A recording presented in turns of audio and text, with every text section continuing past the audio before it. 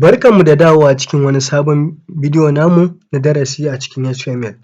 A darasin da ya gabata idan ba ku manta ba mun yi bayani akan yanda za ka saka image wato hoto a cikin web page naka, yanda za ka ɗaura hoto, kuma mun yi bayani yanda za ka saita size nashi.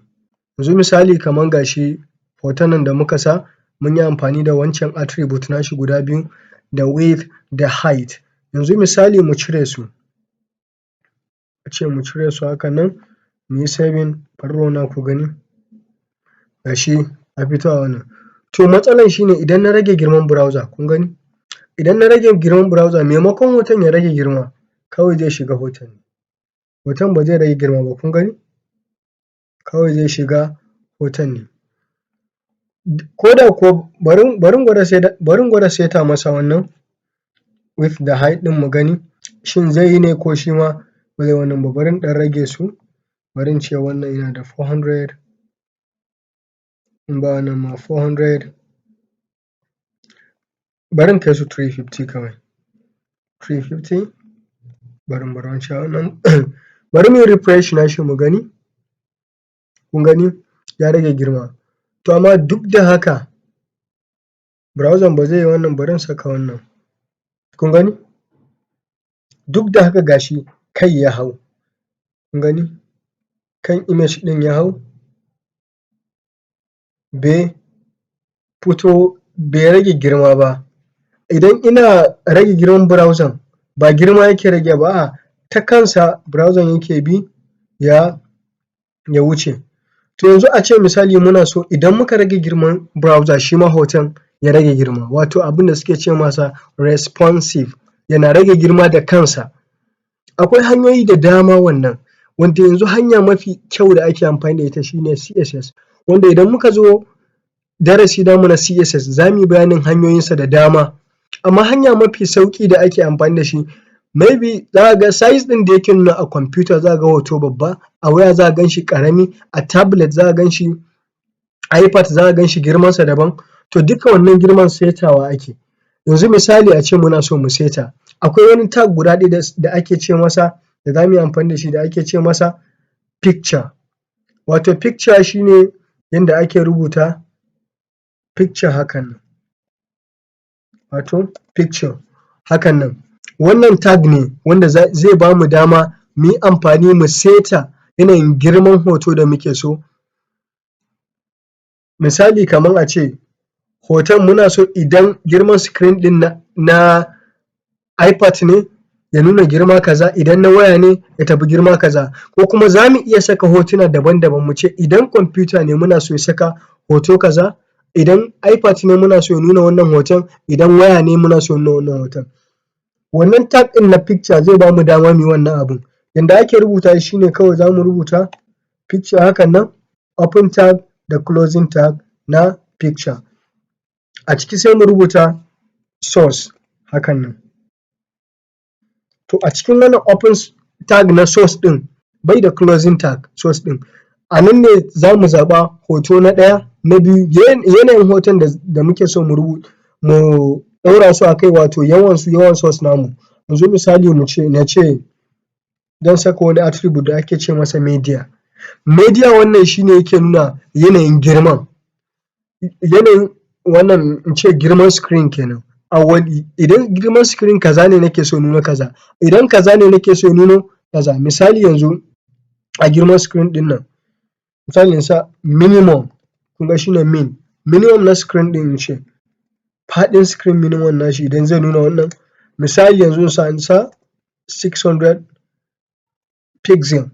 Idan na ce pixel ina ta magana a kan shi, mene ne pixel? Yanzu misali idan ka zo kan hoto hakan nan, akwai wani hoto da nan, yanzu misali idan ka zo kan hoto hakan nan, bari na yi zooming nashi. Waɗannan abubuwa da kake kallon su kaman box ƙananan nan, wanda za ka gan su kaman akwati, wannan kaman square ɗin nan, abin da px ɗin nan yake nufi kenan. Bayan mun rubuta wannan abu na gaba, afwan na manta, za mu saka shi a cikin bracket, za mu saka abun a cikin bracket hakan nan, a nan za mu sa shi a bracket, za mu buɗe bracket, a nan za mu kulle bracket namu. Abu na gaba, attribute na gaba za mu rubuta shi ne source. Kamar yadda muke rubuta source a cikin image, amma wannan abin da za mu rubuta masa shi ne source set, wato source set ɗin nan shi ne abin da za mu rubuta. Bayan mun rubuta wannan sai mu rubuta me? Sunan file namu. Idan muka rubuta sunan file namu, wato misali yanzu in sa 1.jpg hakan nan. Na biyu, idan muka zo misali muna da wani file, mu ƙara sa source, sai mu sa media, amma mu ce wannan minimum nashi wato faɗinsa taƙaitacce kenan ya zo me? A 450 pixel hakan nan. Idan 450 pixel ne muna so, idan faɗin screen ɗin 450 pixels ne muna so me? Ya nuna mana wani hoto daban. Nan kar ku manta set akwai set haka a jiki, sai mu sa me? Sunan hoton. Yanzu misali na sa JPG. Abu na gaba shi ne zan saka hoton da nake so ana buɗewa ya nuna, wato by default, wanda idan aka buɗe shi a kwamfuta zai nuna. Zan yi amfani da image tag wanda muka yi amfani da image a baya, to a nan ma za mu yi amfani da shi. Sai mu sa sunan me? Hoto namu. Yanzu misali mu sa kun gani? Yanzu bari mu yi refresh ku gani. Kun ga mun yi refresh nashi, ga wannan hoton ya dawo ko? To abin da yake faruwa shi ne, yanzu ku kula da wani abu nan. Kun ga nan? Ku gani. Bari in cire wannan na sa a phone view, kun gani? Bari ku zan na canza girman zai na canzuwa. Kun gani? Ina ƙara rage kun ga girman me?